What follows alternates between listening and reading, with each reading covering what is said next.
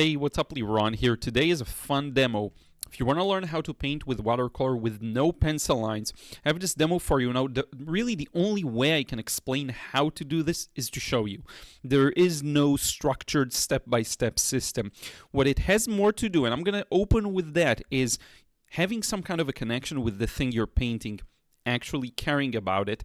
That's the one thing that will help you create something like this. Now, I want you to throw out any idea or notion of things being highly organized and within the lines and very symmetrical. None of that actually matters. What matters more is what you notice about the reference photo. Now, in this example, I just chose a random spot, my big nose, and that's where I'm starting to paint.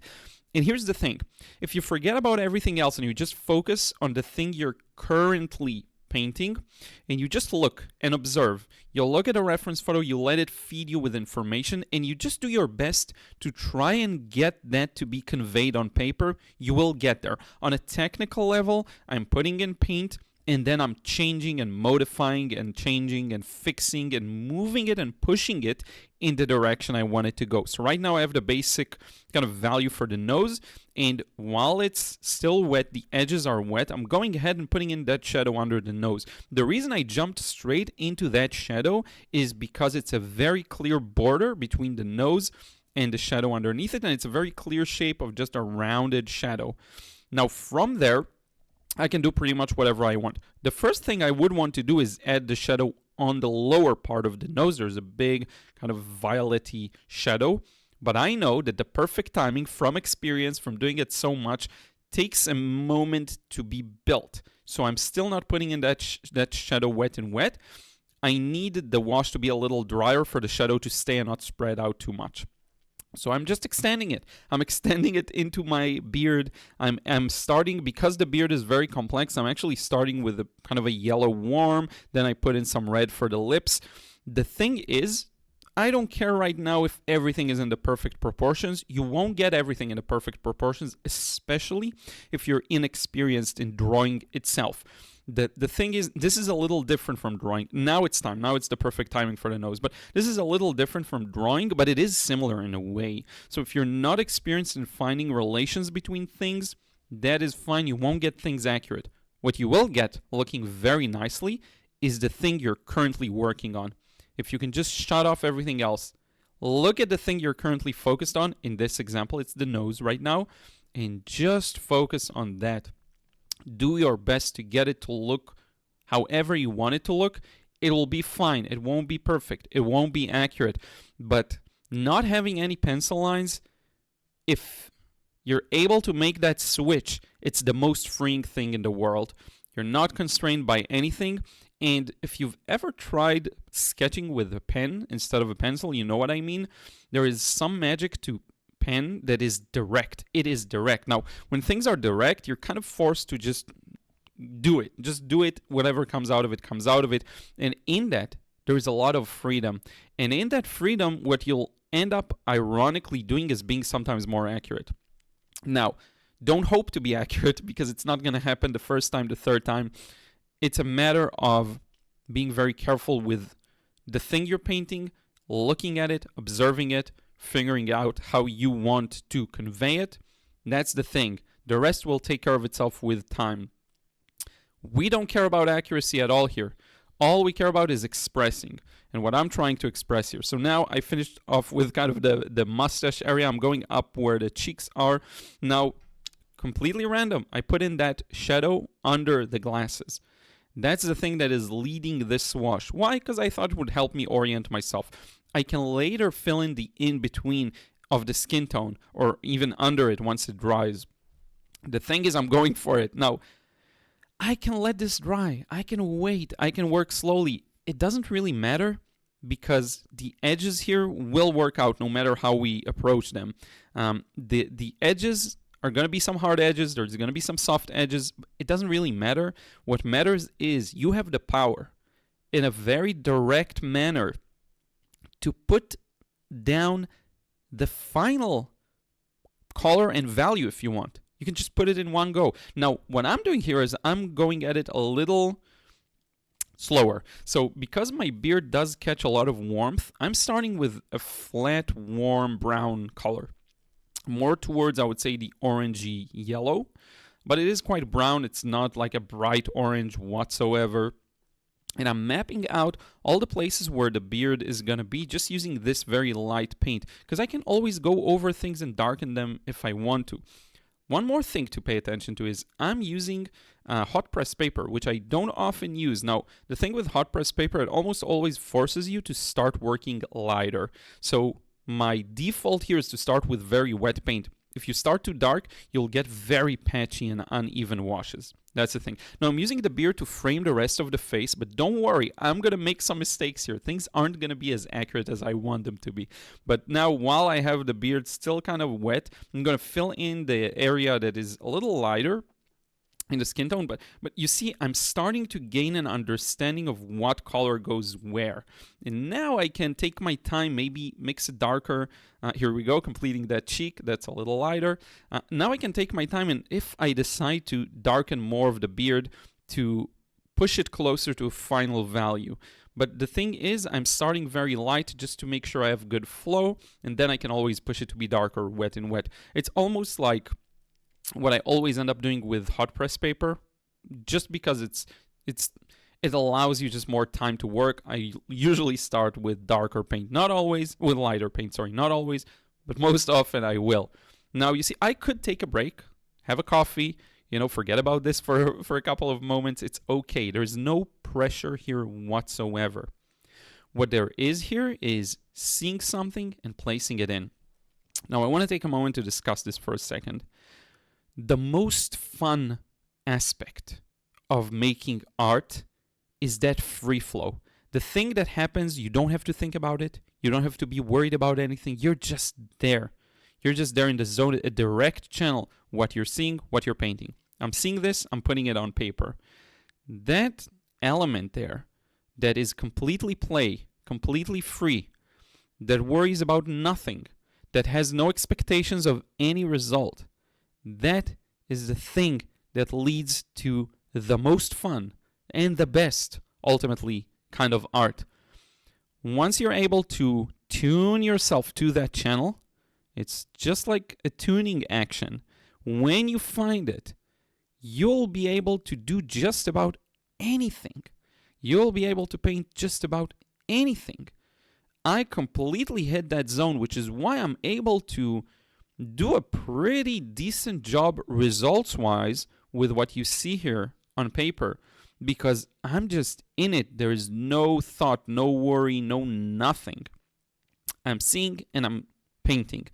And that is, when I look back very retrospectively on my entire art journey, that is the thing I love the most about sketching with a pencil, is that ability, or even with a pen, it's that ability to just see and create. See and create. Zero filter in the middle.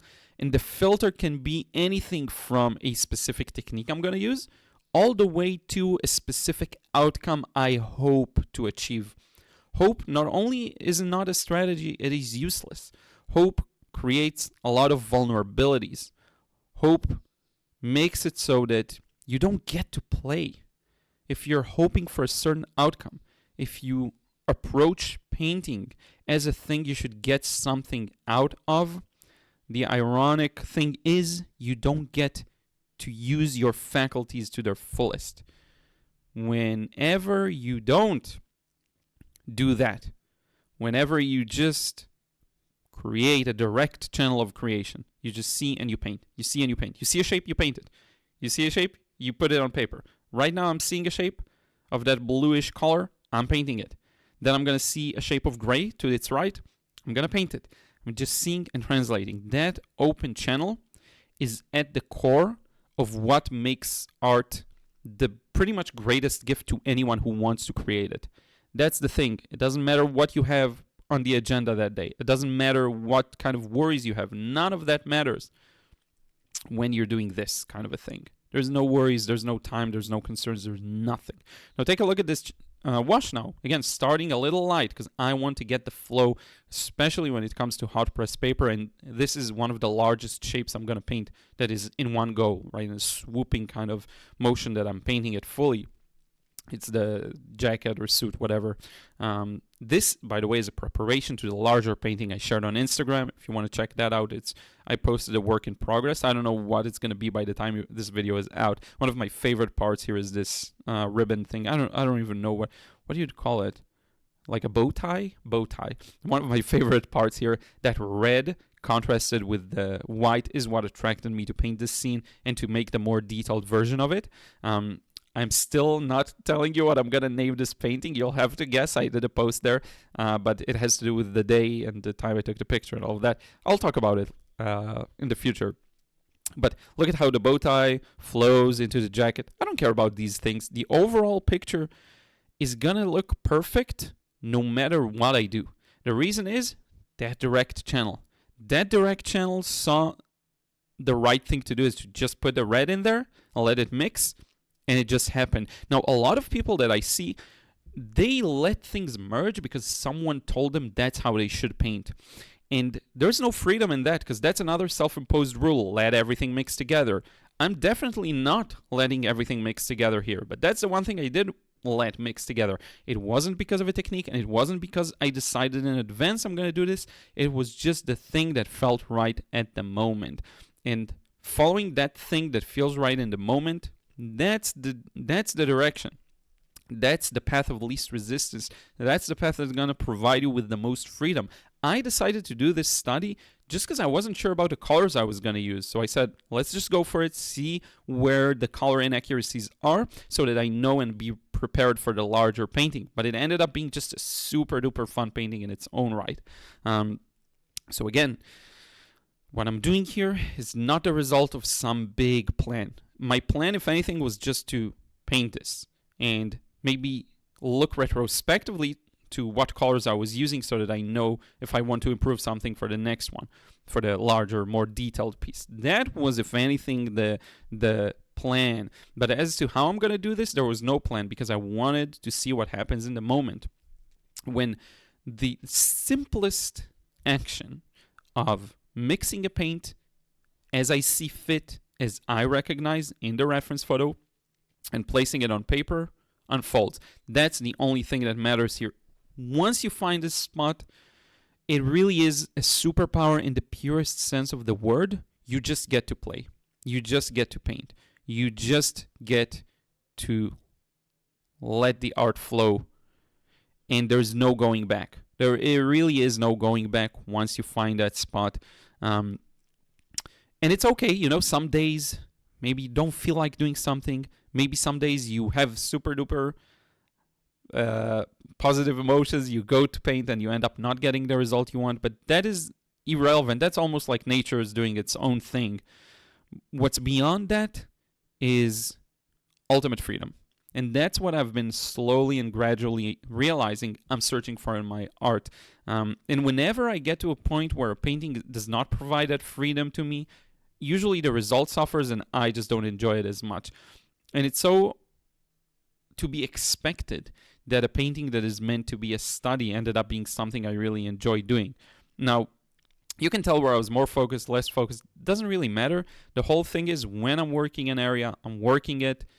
When I want to figure out, I want to place something on paper, just like I've shown you in the recent video, you can change just about anything. So I don't really care if I place something that doesn't look right, because I can just fix it. I can just come back with more paint and push it in whichever direction I want.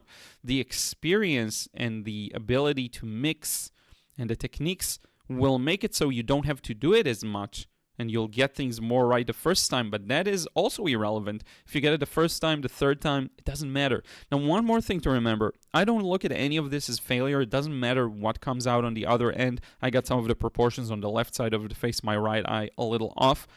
This is all experimentation. There is no failure here. There's no way to fail here. Because whatever I did, it felt right in the moment. There really is no way to fail. Anything you do here will be perfect. Now, I do have the things that interest me about this photo of myself that I will just very naturally end up focusing on because I like them, because they look interesting visually, right? Among these are my nose. It's just in the center there. I really like the depth that the sunglasses creates, and I wanted to explore the colors I'll be using to achieve that. I knew it's going to be a mix of some kind of a muted violet color and maybe a bit of orange for the cheeks where they do show behind the glasses. I just didn't know exactly what it would be. It ended up being this. And within that moment of creation, you find your path, you find your way. Now, if you try to plan everything in advance, you'll be so stuck by the rules and the ideas you created to yourself that, again, ironically, you won't have the freedom to just paint. Now, I'm not saying every painting is going to be done in a very spontaneous, free-flow way. Freedom doesn't lie necessarily in just painting this way. Freedom does not mean that I paint directly. Freedom does not mean that I paint alla-prima with no pencil lines or any of that. Freedom is something beyond that. It can be found in the most grueling, realistic, photorealistic even process. It is a different thing there, and a lot of people look at it in a very straightforward manner, right? This is free. Super realistic work is not free. It doesn't work that way. The freedom can be found in every single type of process, type of technique, type of style. You can always find that freedom. Now here I put my lips in. I look like I have lipstick. It's way too orangey and red, so I'm just going to fix it, because I can fix just about anything. I'm mixing in a bit of a more muted, darker paint. I am adding a bit of red to that, going over it, and I'll probably dab some of it out. It will make full sense. These are the types of things you can fix. Even once it dries, you can fix pretty much everything. One thing I never talk about, and if you've watched so far and to this point in the video, I really appreciate. One more thing you can do is you can fix a mistake by not changing the mistake, but by fixing the context around it. Something is too dark, go ahead and darken something around it. Something is too light, you can, well, it's easy, you just darken that, right? But you can fix, if something feels too warm, you can warm up the environment around it, making it a little more cool, a little more neutral feeling. A lot of spots can be fixed by changing their context to the whole thing. And that's something no one really talks about. I think I mentioned it in a video before, but just that really goes to show you can fix just about anything. Now I'm putting in the forehead. I'm looking shapes, right? If you want to talk about, there's a lot of videos out there that say, don't look at lines, look at shapes. Don't look at... I'm just looking. Whatever I'm seeing, I'm putting it on paper. My hair's a little, I got it a little too much on that side, actually. That side you'll see. But my hair is a little warm. It is, I don't even know what you'd call it in English. I know in Hebrew, though. I'm starting with a base of yellow, maybe a bit of red, maybe a bit of neutral tint. I'm always asked about my colors. You can check out my palette setup below. Very simple: Pyrrole Scarlet, Lemon Yellow, Phthalo Blue, Ultramarine. I just use my primary colors and neutral tint to get a dark color really fast. The one addition is the top right in the larger palette is a Cobalt Turquoise by Rosa Gallery. Now I'm putting in those shadows. They're neutral, they're kind of gray, while the forehead is still wet so that I can get a bit of a flow there, not too much, but just a bit. And yes, the hair needs darkening. A lot of things need darkening. And if I'm looking at it, a lot of things could benefit from some modifications. Now, whether I choose to do these modifications or not is totally an in-the-moment kind of thing, because you have to understand, a painting is done when the painting is done. There is no real point that is predetermined for when it's going to be done. It has more to do with what you feel. If you feel like you can no longer add anything to it, if you feel like it looks perfect as it is, if you don't know, you can just leave it and decide the next day. You don't have to make that decision immediately. But to me, this painting is mostly done. I'm not going to change a lot. Only the really obvious parts that feel like they need some adjustments, that is fine. But for the most part, this is like 90% done, right? It's just small adjustments. But for the most part, I'm not looking for hyperrealism or any kind of, perfection here. I'm looking for that raw impression of my face in this specific scene with that strong sunlight. One of the elements I really like about this, by the way, is the sky and how it contrasts, like the warmth of my skin tone and the sun, and then the blue of the sky. That's a huge part of this painting, and it won't be complete to me without the background. But my face, almost done. Maybe some adjustments here in the beard, making some areas darker because they need to be a little darker there. I kind of fixed up the shape of the nostrils. They should have gone a little sharper in a downward turn. If you really just look at the thing you're painting, just push it to be closer. Push whatever you're painting to be closer to the thing you're after. You'll be fine. Even if you don't know exactly what you're trying to achieve from a painting, things tend to take care of themselves if you just let them. If you just kind of step out of the way. And it doesn't mean it's going to be this painting. And maybe 10 more paintings into the future. But things do tend to take care of themselves.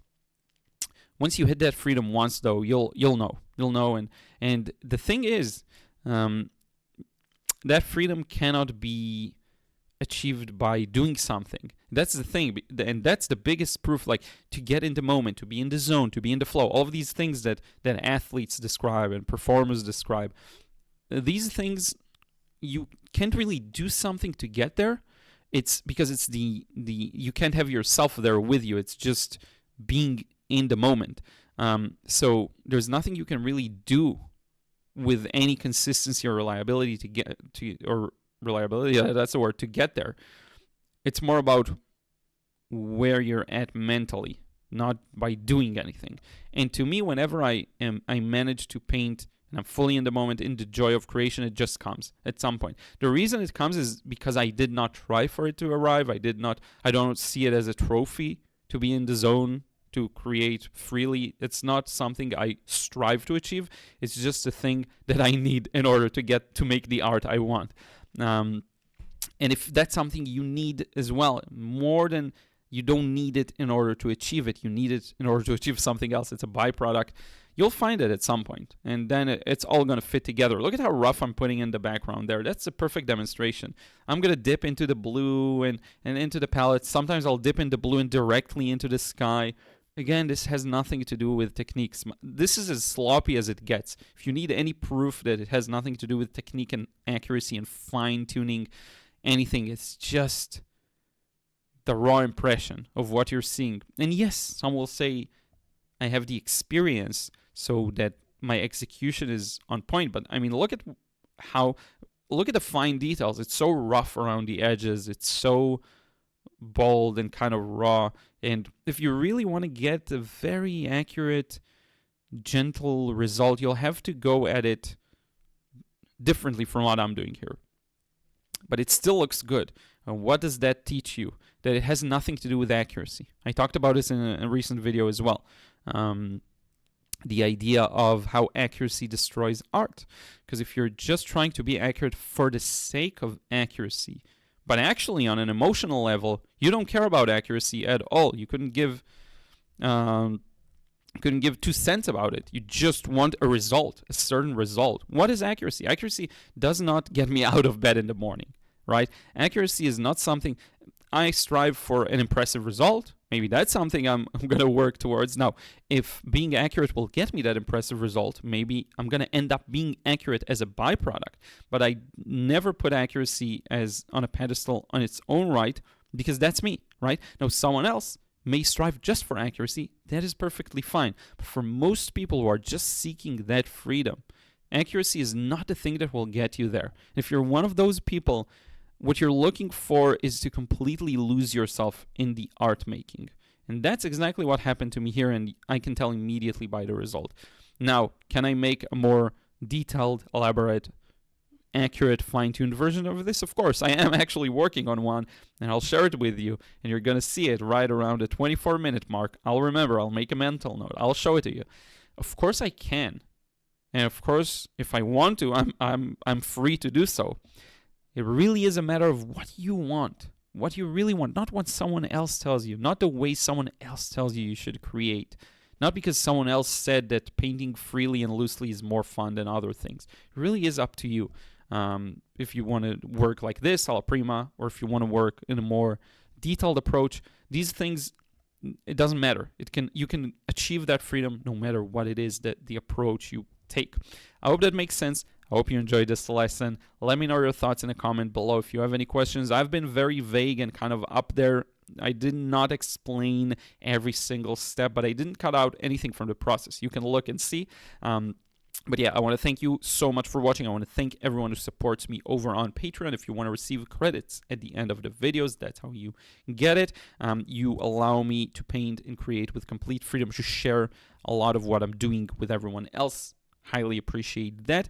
I do want to mention, check out my cars book, the 100 Cars Challenge book, if you still haven't. It's called Painting a Masterpiece. You can find it on Amazon. All the links in the description box below. If you want to get that same freedom, check out the frustration-free watercolor course. If you're more into how do I create a realistic impression, the little technical aspect of it, and mostly the gist of what actually matters to achieve that realistic impression, check out the Watercolor Realism course. Thank you so much. Rambled enough. We'll talk to you again in the next vid.